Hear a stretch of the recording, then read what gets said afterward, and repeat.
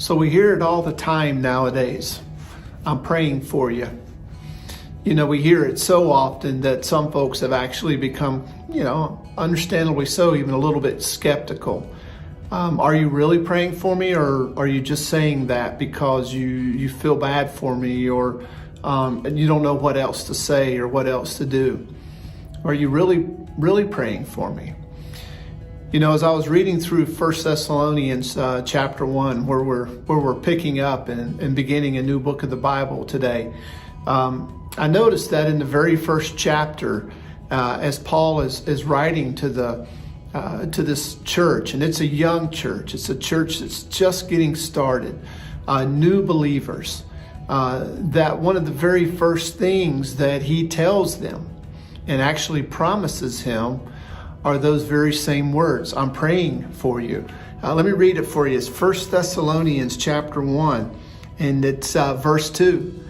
And Paul says this: "We give thanks to God always for you all, making mention of you in our prayers."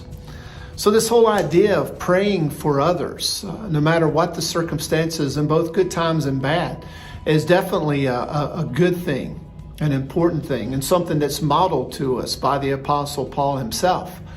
But here's my question for you. It's a question that I have to ask myself.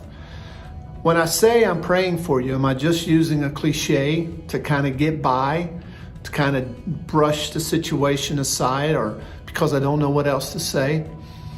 Or am I really stopping, as the Apostle Paul is saying here in 1 Thessalonians, that I'm really stopping to pray for you?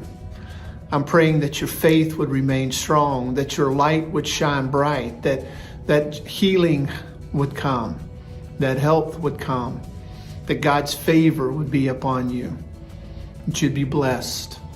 I don't know what the situation is or what the circumstances demand, but I do know this.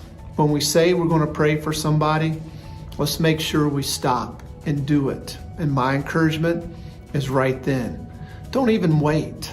If somebody asks you for prayer, then say, "Hey, do you mind if I pray for you right now?"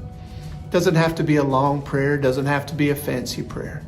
It just has to be from our hearts. So as you read through 1 Thessalonians chapter 1 today, notice that the very first thing Paul says to these young believers, this young church, is I'm praying for you. And he meant it.